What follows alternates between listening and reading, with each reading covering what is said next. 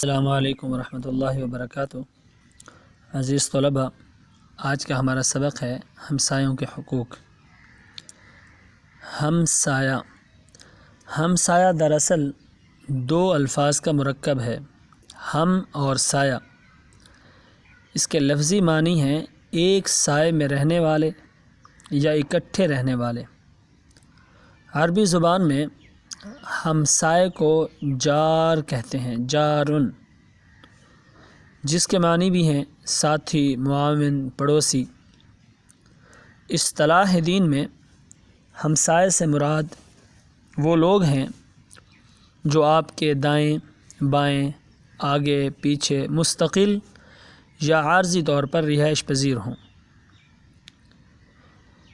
ہمسایوں کی 3 اقسام ہیں جو سورۃ نساء آیت نمبر 36 میں اللہ رب العالمین نے بیان کی۔ وَالْجَارِ ذِي الْقُرْبَى وَالْجَارِ الْجُنُبِ وَالصَّاحِبِ بِالْجَنْبِ۔ ترجمہ: اور رشتہ دار ہمسایوں، غیر رشتہ دار ہمسایوں اور پہلو کے ساتھی کے ساتھ حسن سلوک کرو۔ تو ہمسایوں کی اس آیت مبارکہ کے اندر 3 اقسام بیان ہوئیں۔ نمبر 1، رشتہ دار ہمسائے۔ نمبر 2، غیر رشتہ دار ہمسائے۔ اور نمبر 3، عارضی ہمسائے، مثلا ہم جماعت، ہم پیشہ اور شریک سفر وغیرہ۔ تو 3 اقسام جو قرآن مجید سورہ نساء میں اللہ رب العالمین نے بیان فرمائی۔ تو ظاہری بات ہے سب سے زیادہ انہی سے واسطہ پڑتا ہے۔ تو رسول اکرم صلی اللہ علیہ وسلم کی ہمسایوں کے حقوق کے بارے میں بہت ساری حدیث ہیں۔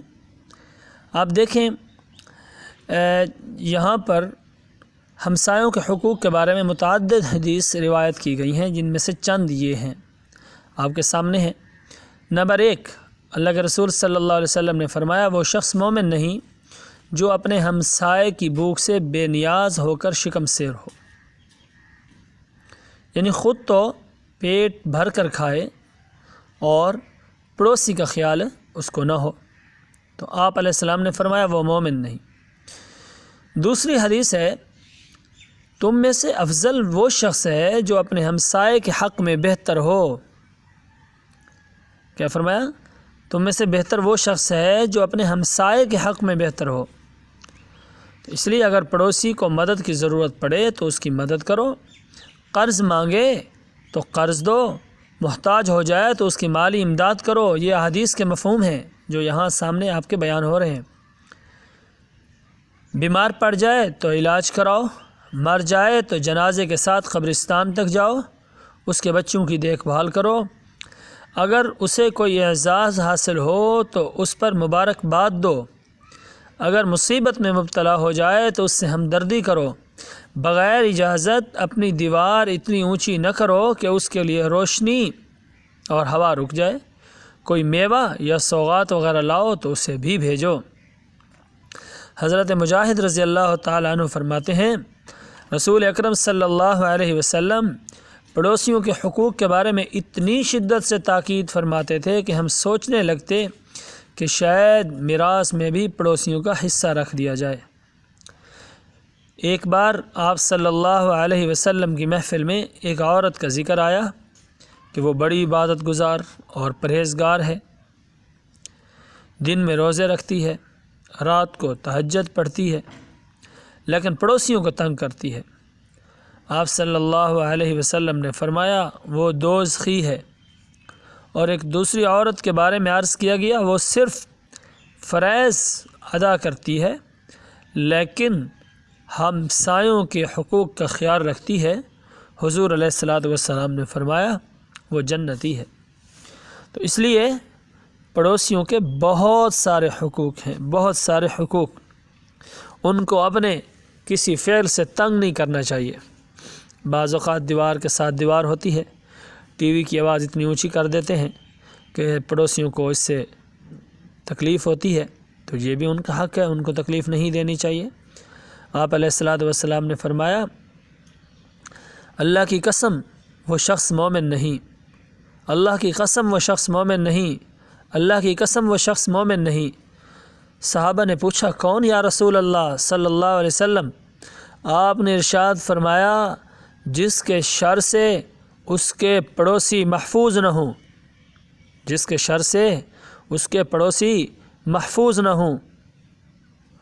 تو اس لیے اپنے ہمسایوں کی عزت کی جائے، احترام کیا جائے، ان کے دیکھ بھال کی جائے، اگر غریب ہیں ان کی مدد کی جائے۔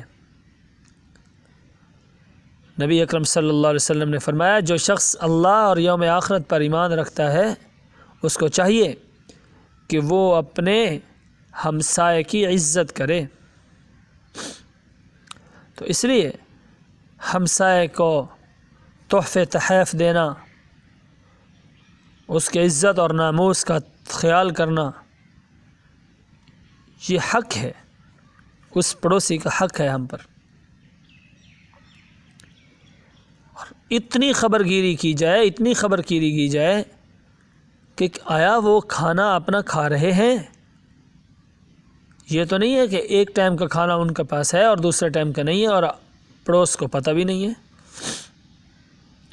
نبی اکرم صلی اللہ علیہ وسلم نے حضرت ابو ذر کو نصیحت فرمائی، اے ابو ذر جب تم شوربے والا سالن پکاؤ تو اس کا شوربہ بڑھا لیا کرو اور اپنے پڑوسی کا خیال رکھا کرو۔ یعنی سالن پکاؤ تو شوربہ بڑھا لیا کرو تاکہ وہ آپ پڑوسی کو سالن دے سکو۔ ہر چیز، چھوٹی سے چھوٹی چیز بھی لاؤ، تھوڑا سا اپنے پڑوسی کو دے دو حسب استطاعت، جتنی آپ کی طاقت ہے۔ دیکھیے اللہ کے رسول فرما رہے ہیں شوربہ بڑھا دو، شوربہ بڑھا دو تاکہ آپ پڑوسی کو دے سکو۔ تو اس لیے پڑوسیوں کے حقوق کا خیال رکھنا چاہیے۔ بے شمار احادیث اسی بارے میں ہے کہ پڑوسیوں کا خیال رکھا جائے۔ السلام علیکم ورحمۃ اللہ وبرکاتہ۔